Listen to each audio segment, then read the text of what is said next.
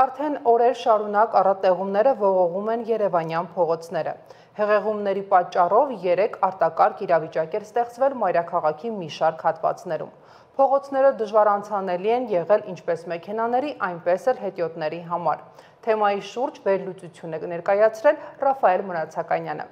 Ռաֆայել, խոսքը փոխանցում եմ ձեզ։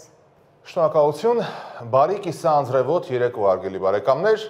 այն որ ժամանակին Մեծն Թամանյանը իր երևանյան գծագրերում ներշնչվել է Վենետիկից գաղտնիք չէ, բայց որ մեր օրերում անգամ ոչ էական անձրևից հետո երևանյան փողոցները վերածվում են իրական Վենետիկի, դա արդեն իրապես ֆուտուրիստական է։ Մի կողմ թողնելով հեգնանքը, եկեք իրապես հասկանանք, թե ինչու այդպես, ինչն է պատճառը, ինչու անգամ ոչ էական տեղումներից հետո մեր քաղաքի որոշ փողոցներ հեղեղվում են եւ դառնում անանցանելի։ Չէ, կներեք, ավելի ճիշտ անցնել հնարավոր է, բայց նավակով կամ վենետիկյան գանդոլաներով։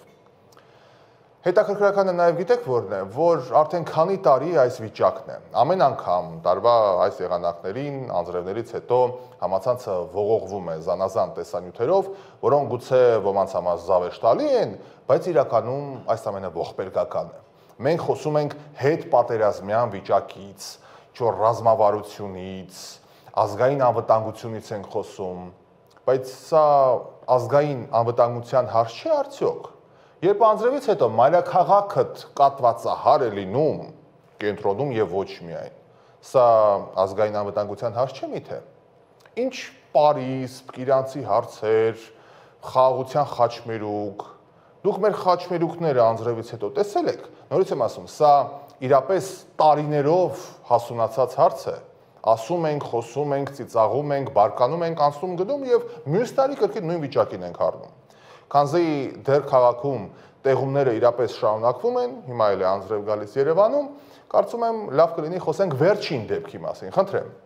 Փրկարարները դուրս են բերել անձրևաջրերում արգելափակված տրանսպորտային միջոցները։ Արդեն փրկարարներն են գալիս օգնության մարդկանց եւ դուրս բերում իրենց էլ մեքենաների հետ միասին։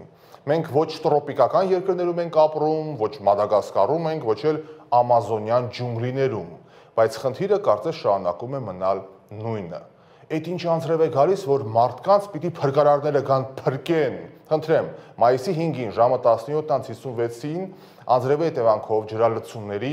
անձրևաջրերում արգելափակված տրանսպորտային միջոցների վերաբերյալ բազում ահազանգեր են հնչել, դեպքի վայր են ժամանել փրկարարները, նրանք իրականացրել են անձրևաջրերում արգելափակված տրանսպորտային միջոցների դուրսբերման աշխատանքներ, ինչպես նաև աջակցել են ջրահեռացման եւ խցանված անձրևատարերի մաքրման աշխատանքներին։ Դե փրկարարներին իհարկե մեծագույն շնորհակալություն, բայց գիտեք ինչն է հետաքրքիր, որ ասում են փրկարարները անձրևատարերի մաքրման աշխատանքներ են իրականացրել։ Ընկերներ,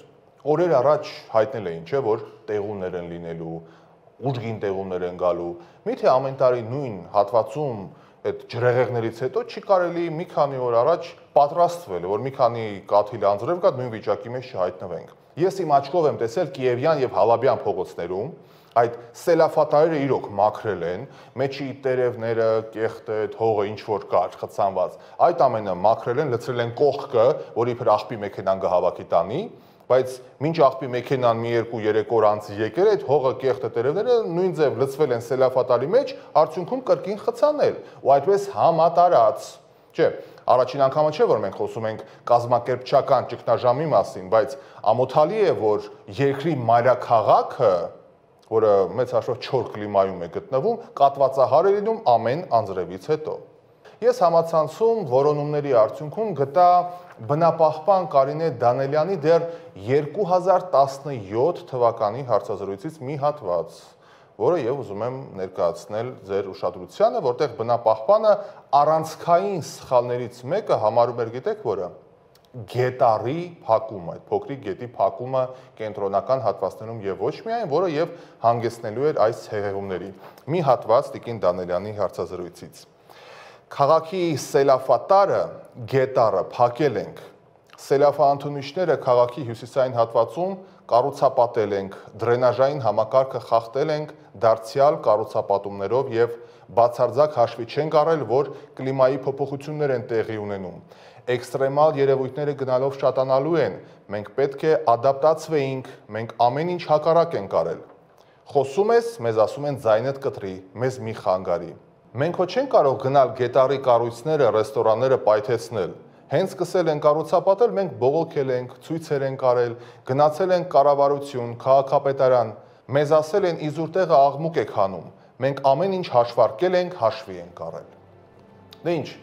այս տողերը հնչել են առնվազն 8 տարի առաջ, բայց Երևանում հեղեղումների թիվը ավելանում ու ավելանում է։ Իդեպ, մենք հաճախ ենք ականատես լինում այդպիսի դեպքերի, երբ բնապահպանները ահազանգում են, զգուշացնում, իսկ չինովնիկները իշխանությունը որպես կանոն ականջալուր չի լինում, կարծելով, որ ամեն ինչ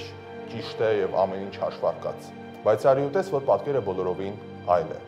Տեսեք, տարիները անցնում են, մարդիկ եւս, Կարինե Դանելյանը եւս չկա, բայց խնդիրը շարունակում է ապրել ու ավելի էական դառնալ։ Հիմա ասացեք ինձ խնդրեմ, հարգելի բարեկամներ, ով էր ճիշտ այս պատմության մեջ, բնապահպանները, ովքեր ահազանգում էին, թե պատկան մարմինները, ովքեր հայտարարում էին, որ ամեն բան հաշվարկված է։ Մտածեք այս ուղղությամբ։